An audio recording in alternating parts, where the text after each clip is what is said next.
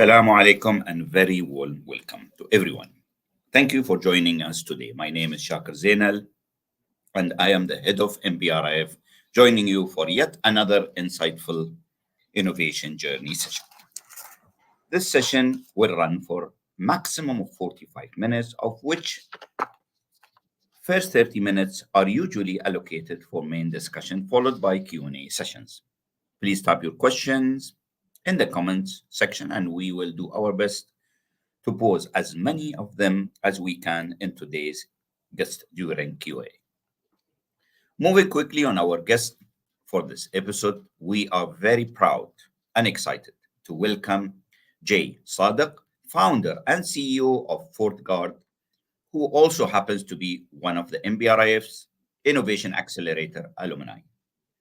With over 15 years of entrepreneurial experience, Jay have received significant recognition, including being named one of the youngest executive directors in the Middle East by Entrepreneur magazine, featured in Forbes, and included in the UAE Future 100 list. Jay is one of the mission to leverage technology to build cooler, smarter cities.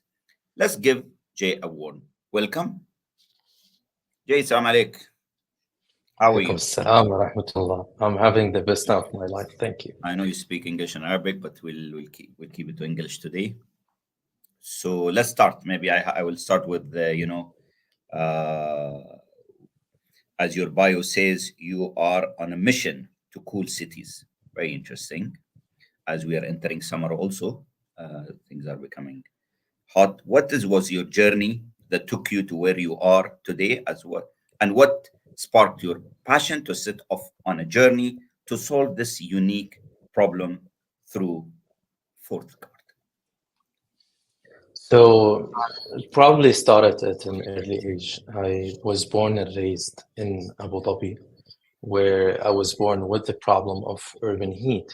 So, heat was almost a limitation for me. Growing up with asthma myself, I really wanted to be in the outdoors and suffering from limitations not being there, sort of something that stayed with me as I grew up, not only into the field of entrepreneurship, solving for problems, but also how can I contribute to the city where I was born. I obviously started other companies before.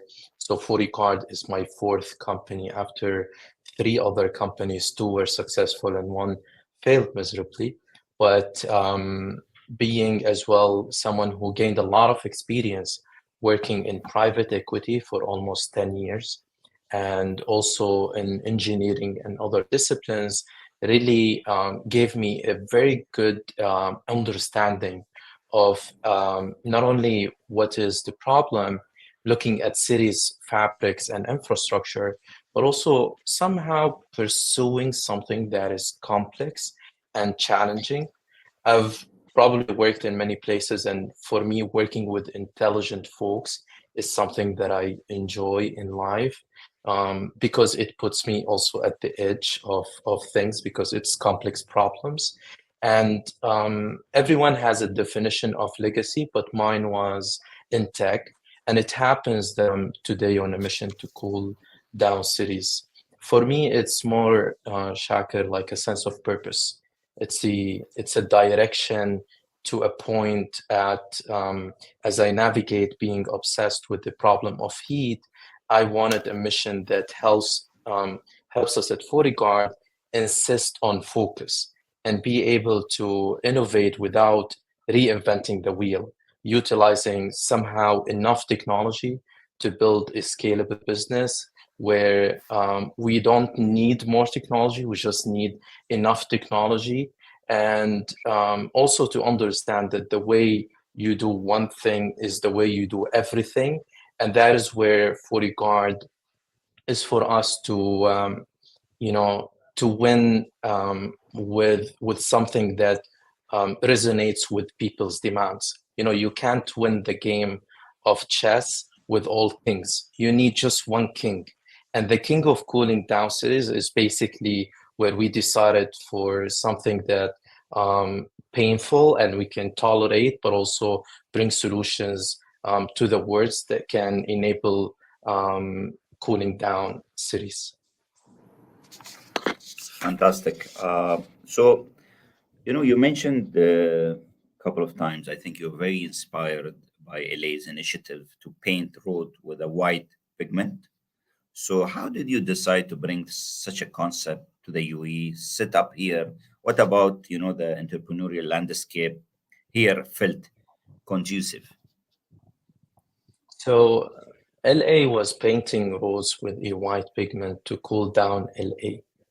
So I wanted to cool down Abu Dhabi and Dubai, and obviously the rest of the Emirates. But obviously, we cannot do this with a reflective pigment because of its limitations. You reflect on pedestrians to protect the road or on buildings, and now buildings need more energy to cool them, let alone that you can't drive on roads less than 40 kilometers per hour where you have a white pigment.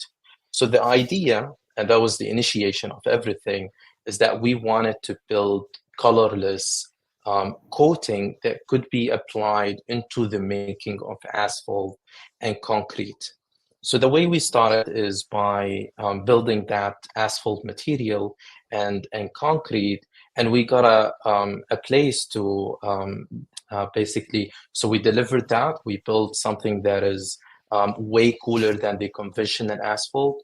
We got a project in Abu Dhabi where we could deploy the asphalt, but this is where by interacting with the client, when we wanted to deliver the solution, we were telling the client, you can put this asphalt everywhere, and the clients were like, you can't do that, Jay. You have to identify where are the hot spots in the city.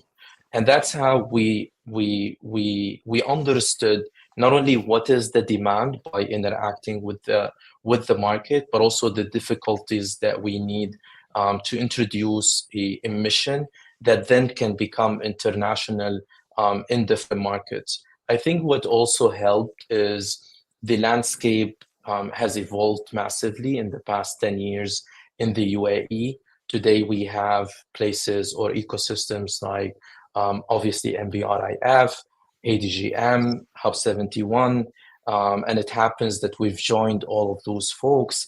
So that provided us as well with a lot of access to clients, especially Masdar City, Aldar Properties, and other government entities that shape the way that we're building our technology and bringing solutions to market. Great. So, there are, I will say, there are few climate tech startups.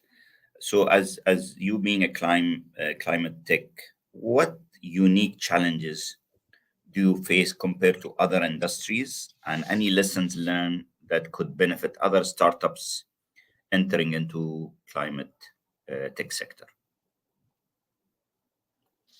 I think, Shakir, climate tech startups, they have a bet that most of them, especially if you want to cool down cities, is that you are exceptional from everyone else. Our conflict isn't internal to how people see us within our industry. Our problem is external to how people perceive us for being different. And that's a problem we would like to have. Building Fortyguard taught me that we do not do things until we get them right. Instead, we have to do things until we cannot get them wrong. So the risk of exploring something that is new is too high and expensive.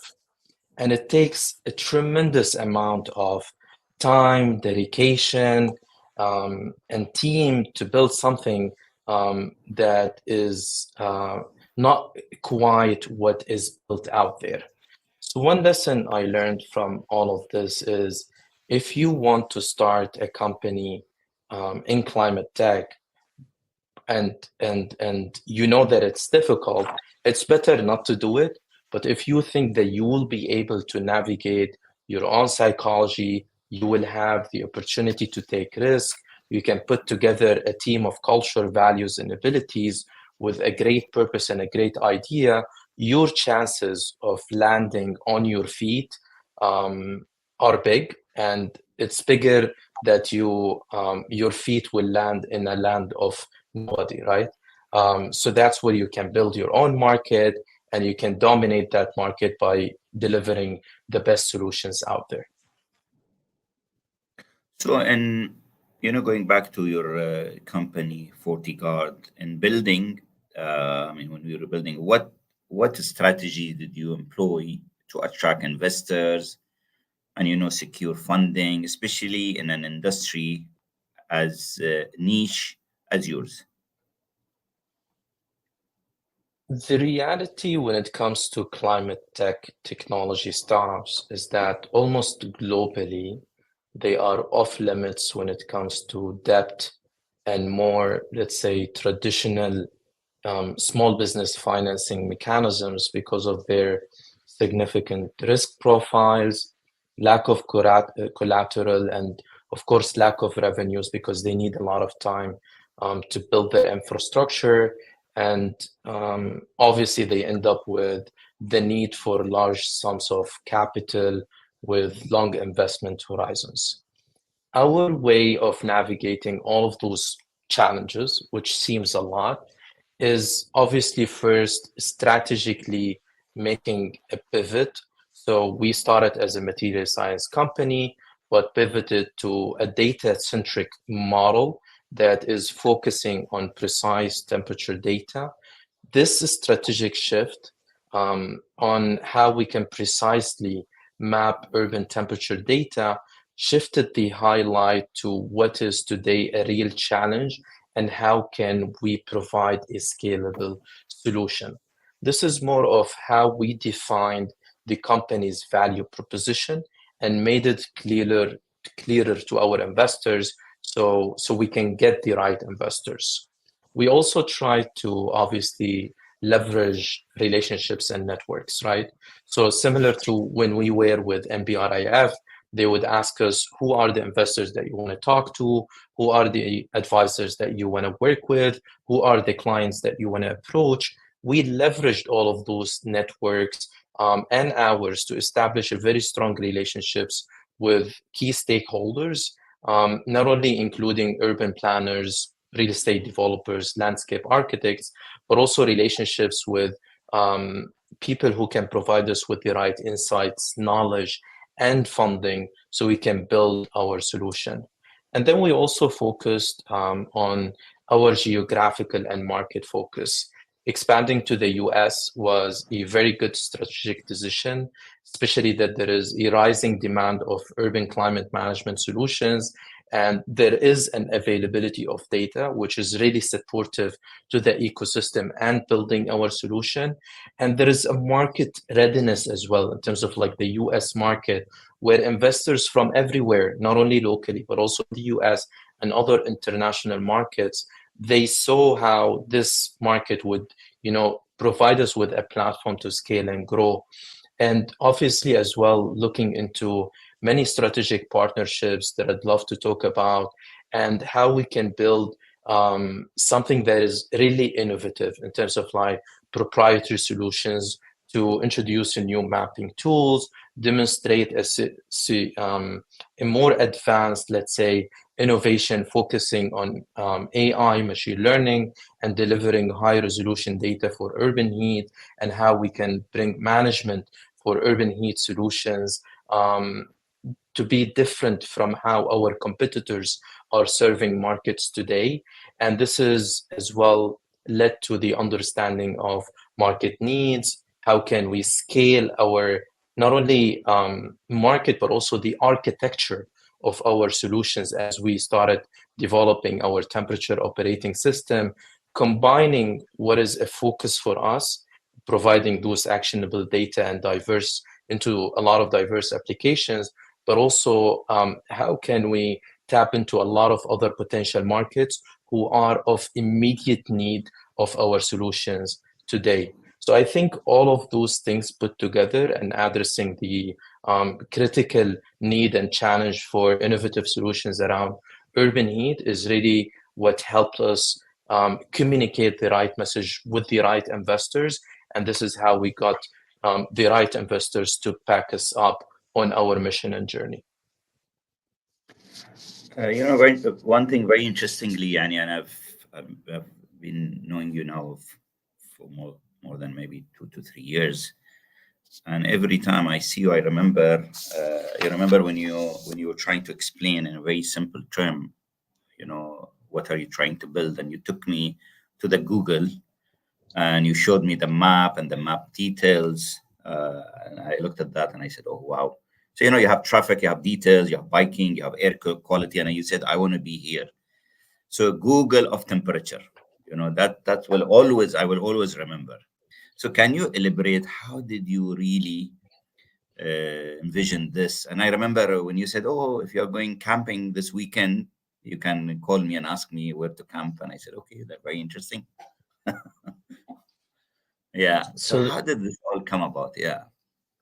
Um, so obviously, this all evolved over time. The way we approach building Fortyguard really helped, by the way, shape our industry. I realized early on that the absence of evidence is not the evidence of absence. And if climate tech isn't evident to become, a unicorn, then the absence isn't building to solve for scalability. So, and this is obviously by introducing solutions that don't make products you buy today, but make the products that you buy better. So look at it from this perspective.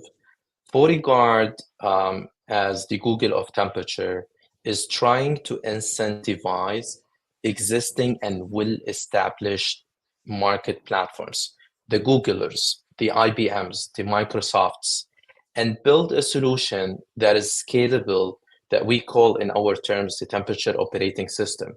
We're focusing on developing the world's best large temperature models, training them so well, and then introducing them to different other products. So let me simplify this in other terms. The temperature operating system is an engine that will introduce, for instance, a dashboard. This dashboard can, what we call our killer app, will be a monthly subscription for $500 sold to urban planners, engineering consultants, and the likes like city managers and environmental engineers, where they can map the entire US down to the 10-meter square granular with even historical data, near real time, and even predict temperatures into the future, including even analytical layers on the fly to understand why a certain place is hot, what's the impact on the energy demand, what's the impact on the human thermal comfort, and how they can optimize it. The Google of temperature here comes from the fact that we plan to introduce an API solution to give different users in different platforms, for instance, cooler routes instead of shorter one for their next walking distance, or even the ability to list properties based on microclimate conditions, or even inform the design and placement of EV charging stations. Using our predictive models can even go into choosing or managing cold chain or cold storage facilities effectively in logistics, or include temperature predictive conditions to existing route optimization for shipping optimization and other even EV battery efficiency and other things. It's really how can we incentivize existing well-established markets instead of us building it ourselves. So it's the psychology or the idea of being everywhere but nowhere. And this is how Fortyguard is building its technology, so we can take our solution to the fingertip of everyone's use through the loyal customers of existing well-established platforms that are out there in the market. Wow. Fantastic. It's always been interesting to listen to you. Anyway, so let me get to the next question. You have recently collaborated with NVIDIA on their recent groundbreaking Earth 2 initiative. which is significant step towards fighting, contemporary climate change challenges. So tell us, I've been seeing you also on social media, you've been very active. So tell us about, maybe more about how this underscores the need for collaboration, how it helps scale solution for startups like yourself. So Fortyguard wants to build the world's first digital twin of urban heat.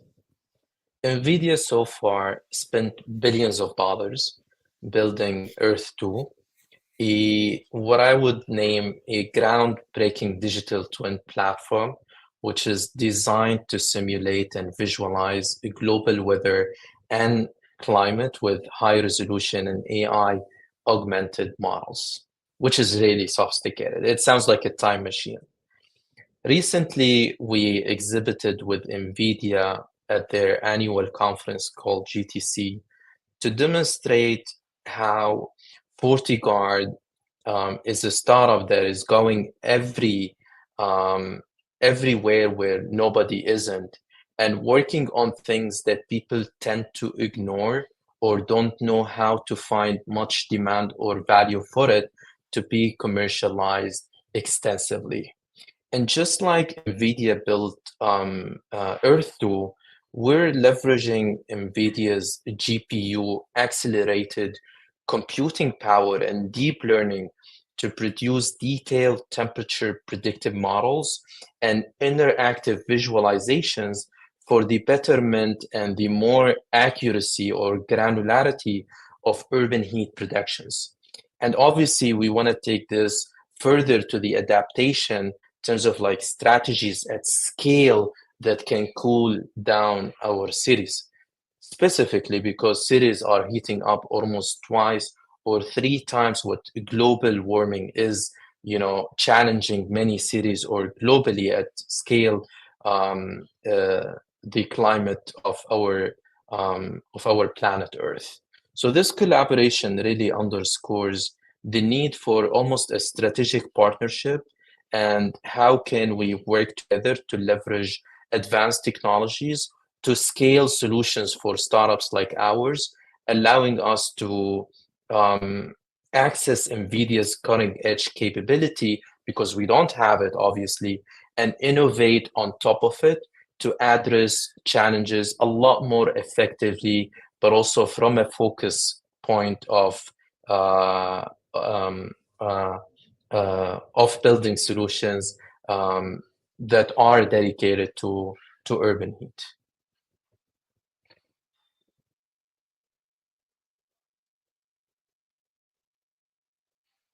I think you are on mute. Yeah. So, developing innovative technologies often evolve, navigating, I know from my experience, uncharted territories, and it keeps evolving. There's a lot of challenges there. How can early stage founders leverage technologies effectively to validate their ideas and build successful MVP? Uh, how do you see that? I think this is, by the way, one of the biggest challenges that we solve for. And I just love the idea of how we did it. It probably starts by finding your first early adapter because niche markets need niche adapters. And those adapters are probably there, but the exercise that you need to do is finding them. So prototyping to your adapter in their or at their own environment is probably one way of doing things. Show them the solution that incentivize or capitalize on what they already have. You don't need, like, I hate the idea of inventiveness. There is no more room to invent, right? There is no more room of inventiveness. There is a place to innovate by enhancing existing functionalities. And your early adapter has functionalities. They're looking for ways to enhance them. So try to find those.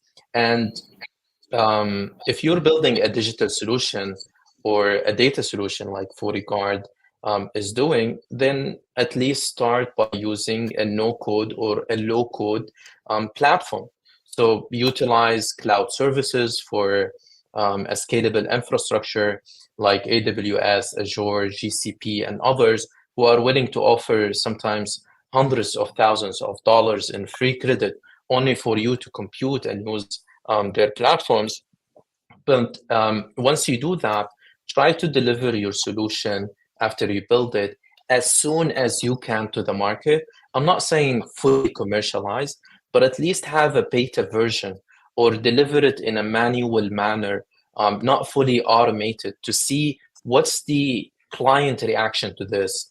And then integrate the user feedback and how they see this and continue to develop this within your development cycles. So it's somehow bring it to market as soon as possible with the least in terms of like cost and so on and so forth.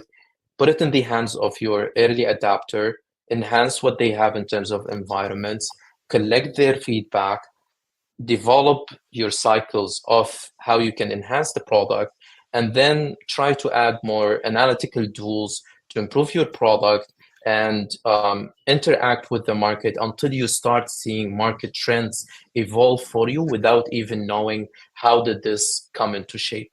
There are a lot of unknowns, but by interacting with the market, I think you can discover them and you will be able to have a very clear trajectory about your business model, what is the best shape of your product, how can you service it, what are you going to sell it for, what's the price, who are your ICPs, who are your clients, who are your user personas, why do they find value in your product, or even understand, by the way, your pivots. Like, how can I pivot to deliver my solution in better terms, or advance how we can solve for this problem with better solutions.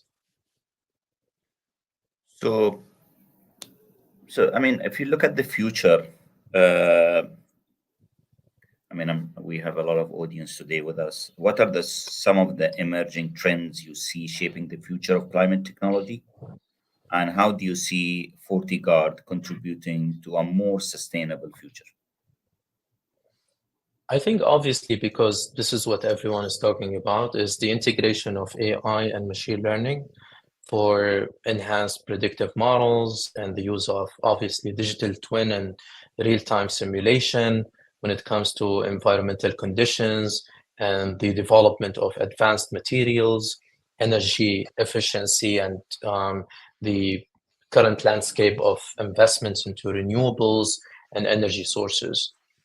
Fortyguard obviously is going to continue to contribute to more sustainable future by leveraging all of those technologies, not only creating a better urban heat maps, but also developing a data-driven operating system that can collaborate or advance or incentivize our partners such as NVIDIA or Google to enhance more solutions into urban climate resilience, or even improve livability in cities throughout innovation and other scalable solutions. So AI is a big thing, I understand, but how can you leverage AI into climate tech and contribute to the cost of how you build solutions or the advancement of how you deliver those solutions is probably what's going to shape markets going forward.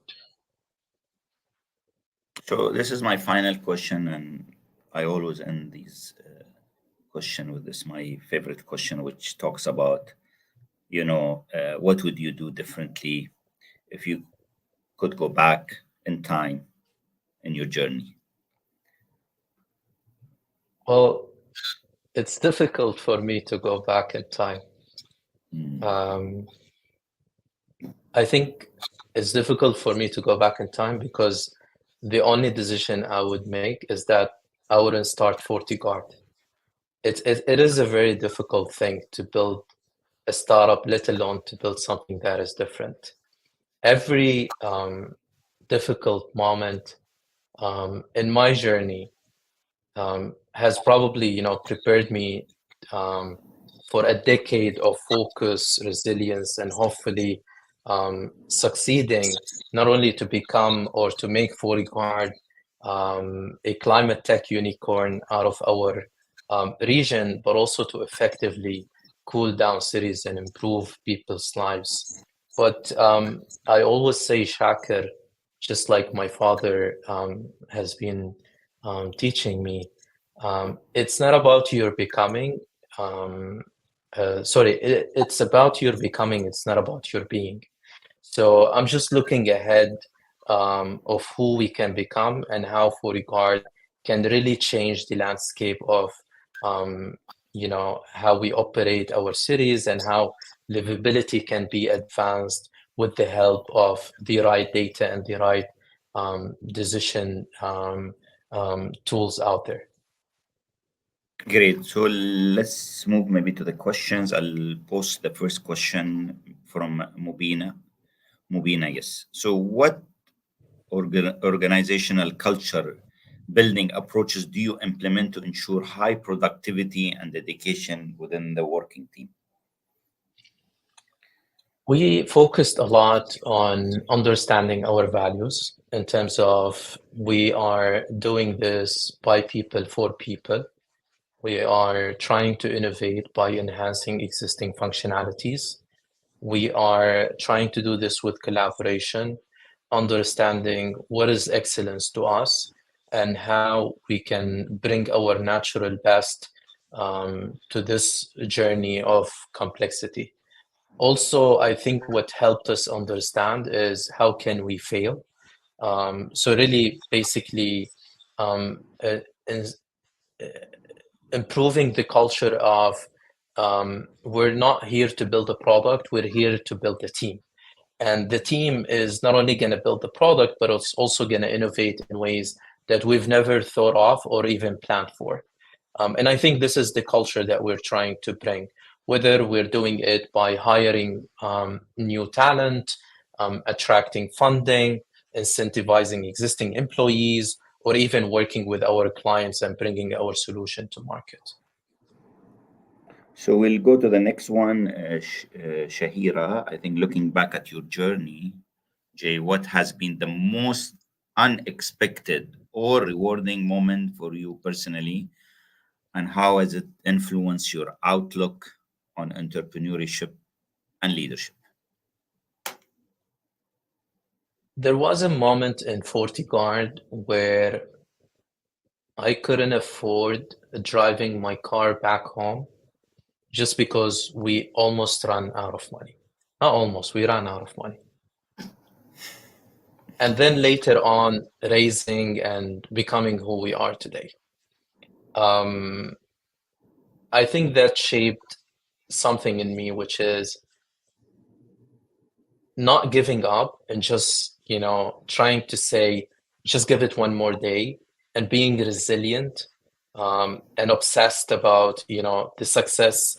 Obviously obsessed about the problem, but also being obsessed about the success of this journey is probably what I didn't expect it. The feeling of it and how it evolved afterwards is something that I've never expected.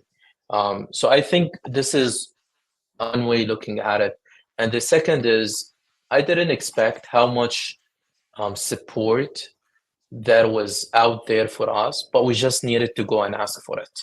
So, and I think this really shaped the way that we, joined NBRIF or Hub 71 or worked with a lot of clients and how, we attracted the right talent, the right investors, and we're able to enter markets all across the globe. We'll go to Austin. So, what will the impact of future global warming be on Fortyguard businesses? We obviously believe that cities are continuing to heat up, and temperature, in my view, 5 years from now, is going to become our number one problem. Waking up and trying to cope with that, and global warming in a more connected sense to what we're solving for in terms of urban heat is something that that is increasing, and we think that Fortyguard can be there to help us navigate ways to mitigate that risk. Obviously, it's a byproduct for us because our focus isn't on urban heat, but we understand that if we can build much more resilient and livable cities, that would impact a lot of other things in terms of like our environment, our health, our energy consumption, and many other economical scale solutions and products out there, even in the banking sector, in the insurance market, policy making, and other things, obviously, like climate justice as well in the future. Okay, we'll go to Adil. How has your personal support system contributed to the growth of your innovative projects, and what advice do you have for entrepreneurs regarding the importance of a strong support network? I'm proud that I've managed to surround myself with the right ecosystem of mentors and advisors that I managed to find at difficult times. Just taking the call and, phoning someone and telling them, look, this is the crisis that I'm facing right now, and this is my psychology around that. And them telling you, good, and here is how you can leverage this to do something better for your startup. I think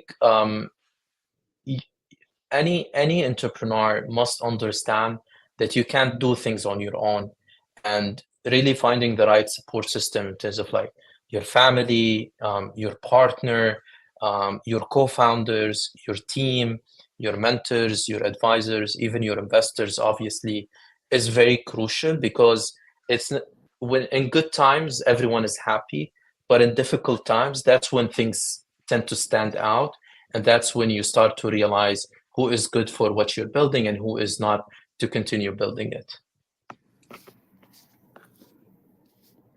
Okay, we'll go to Seema. Looking ahead, what are the primary area of focus and innovation, and how do you plan to stay at the forefront of urban technology advancement? So this is a very good question. There are the focus is obviously AI and machine learning. We want to improve our physical models around temperature. We want to understand the cities from a deeper perspective in terms of like what materialities goes into standardization, how engineering consultants are designing things and how can we improve that, how the policymakers are budgeting for more urban resilience, and even how can we improve our predictive models so we can incorporate those predictive models into other solutions that others can build on top of, such as in the banking sector I mentioned earlier, and other sectors. In order for us to do all of that, we really need to focus more on our data infrastructure. We need to focus on building with the right partners. We need to focus on dynamically architecting our operating system to cope with the demand and complexity to solve problems in many different solutions and in different manners.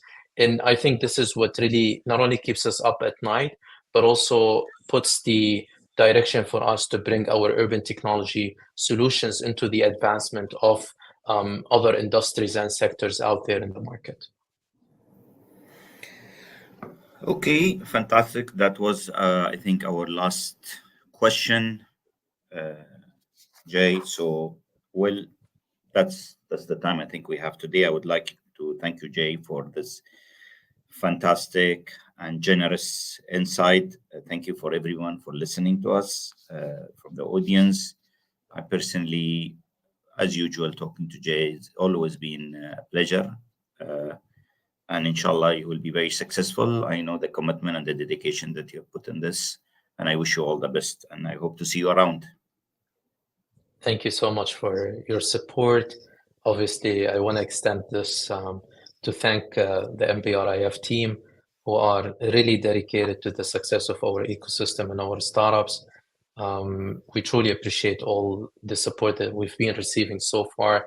It is part of our success. It is part of the success of many other founders that I know of at MPRIF and in the ecosystem. I will continue as well to support the ecosystem myself, and hopefully to see a lot of success, not only in this region, but to see the success of this region reflected in the advancement of many other ecosystems all across the globe. Fantastic. So, Jay, thank you very much. Shukran. مع السلامة to all the audience. شكرا.